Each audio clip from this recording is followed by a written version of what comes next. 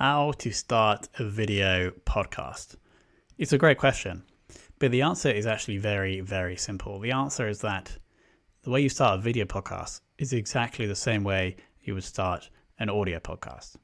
You need to understand exactly why you're doing this, what the name of the show is, what the position of the show is, who the guest will be, what the design will be, etc., etc., etc., as I have spoke about in a blog post I'll link below and also in another episode in this series. So all of the same stuff applies.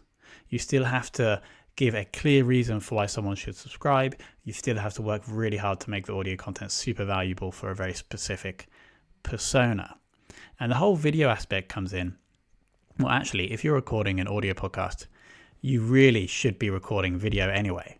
As an interview, if you're hosting the episodes, you need to see your guest. You need to look at your guest in the face to understand when they're being passionate, for example, or whether that question should be edited out. And so I recommend always recording video, and we recommend recording guest audio on Zoom. So you have a Zoom call essentially with video on. You record that. You can also record your audio separately locally on your machine with a tool called Audacity. It's free. So you get better quality audio and you're getting okay audio for the guest, but you're not asking them to do anything complex because you don't want to make the process too complicated for the guest. And so if you do that, then you're going to be recording audio. No, you're going to be recording audio and video.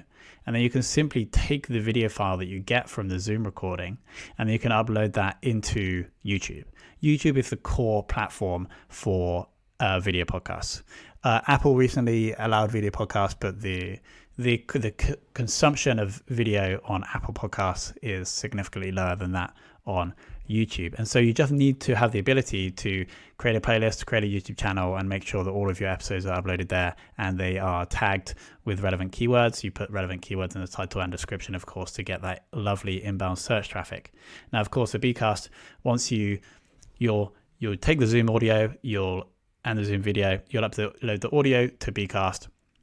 And then what Bcast will do for you is send that audio along with a optimized thumbnail through to YouTube if you don't want to have the live video on YouTube. So you can either have the video just with an image and the audio, or you can have the live video. That's up to you. So Bcast will automatically put on the audio and that image. If you want the live video, you have to upload that separately. So in summary, a video podcast or starting a video podcast is exactly the same process as starting an audio podcast. You are just publishing the video as well, which we actually recommend to all of our clients, to all of our Bcast users, is to actually produce the video as well.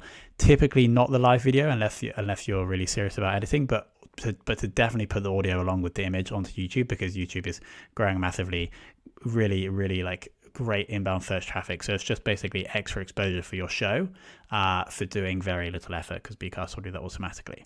Hope that helps, and I'll see you in the next episode.